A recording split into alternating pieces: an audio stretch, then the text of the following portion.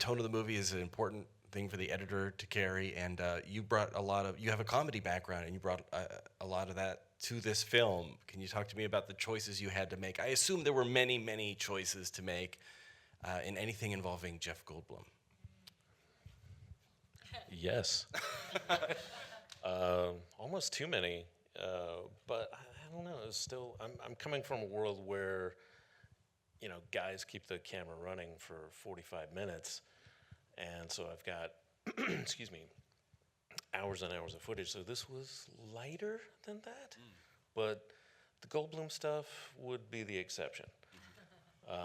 For any given scene, we probably had 20, 30 different ways to cut it, honestly. The Goldblum stuff? Oh, yeah. Oh, yeah.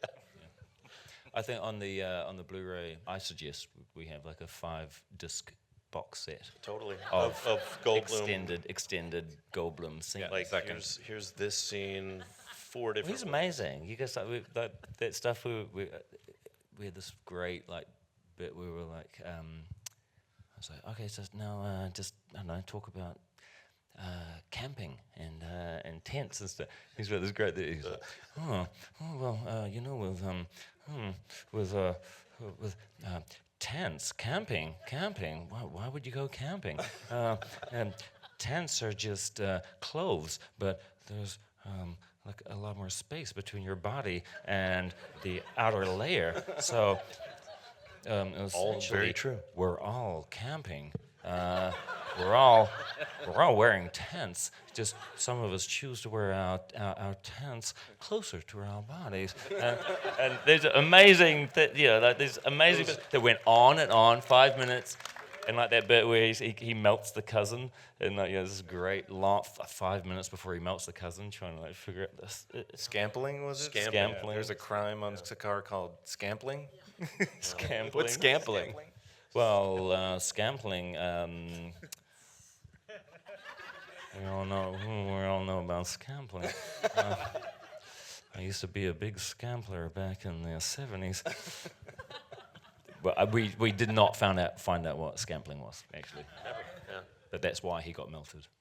So, Mark, I want to talk about the music, and I felt like while I was watching it that I was getting a little bit of not just like the Flash Gordon 80s vibe, but the almost like an 8-bit video game musical theme there. And can you talk to me about the inspirations that you chose? I think you're the perfect guy for this because your roots are in Devo and in synth pop and electronica. So how did you combine all of those elements for the themes to Thor? The first thing that Taika said to me when we were talking about music for the film, he described the film as a road trip between Thor and Hulk. And I just imagined like them in a Cadillac convertible driving across Arizona, like a Thelma and Louise kind of thing, but the Marvel version of it. Fear and Loathing in Asgard. And then he sent me New Zealand, awesome, like not on the map, synth bands and Michelle Jarre, things like that. And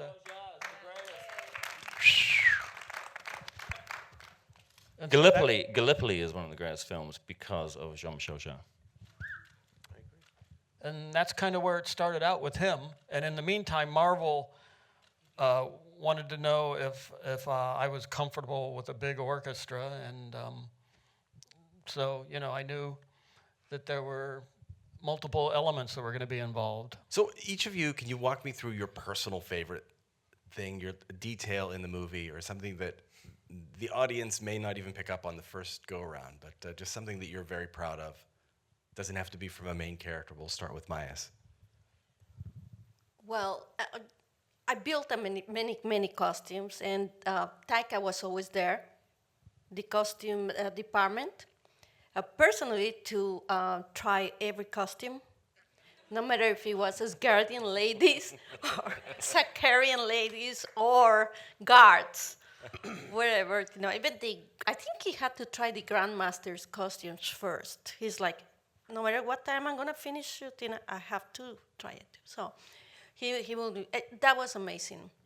He just really genuinely wanted to feel, I think, what the actor is going to feel by wearing that costume. So the process was amazing because he was always there next to us, directing us and giving us the opinion of things. It was fantastic. How about you, Eric? Your favorite moment from working on this film? My favorite moment is Luke Hemsworth as actor Thor screaming no. It always makes me laugh. It always made me laugh. Every scream of no, every take. I thought it was so funny. I just think it's the best. How about you, Zene? I like the part where Thor's in the gladiator kind of training area and is talking to Val and goes on that rant about the women. It's about time women had their own army. Love that. Thumbs up. So glad we got to keep that. Mark, is there a favorite cue or piece of music from the film? Well, I kind of liked All Things on Planet Sarkar just because it gave me a chance to kind of inject electronics into it, along with the 100-piece orchestra that's playing through the majority of the film. But also, that's the section where I could put in subliminal messages. So Tell us if you more. listen, you'll find them. They're in there. What are we listening for? By Pepsi. Tell us some of the subliminal messages. What else have you got? You just have to listen. All right. I have many favorite moments. One of my all-time favorites is Thor's story about Loki trying to kill him when he was a kid, and because I remember we were on set and we should have been fired at that point, but yeah, and we're like, okay, so do this thing. We just talk about when Loki tried to kill you as a kid, and tell us. And we did maybe 8 or 9 versions of that thing, different stories. And there's one. He's like, one day I was walking in a field and I saw a Turkish rug on the field, and he knows that I love Turkish rugs, so I went to stand on the Turkish rug, but it was hovering over a hole, and it was Loki, and he turned from a Turkish rug back into Loki. He said, "Ha, it's a hole," and he dropped down. I dropped down and I was impaled on some spikes, and and we had so many different versions of that thing, and that was one of my favorite days, just coming up with these stupid stories that should never have been in the film. Thank you guys so much for coming to the screening. Thank you for sticking around.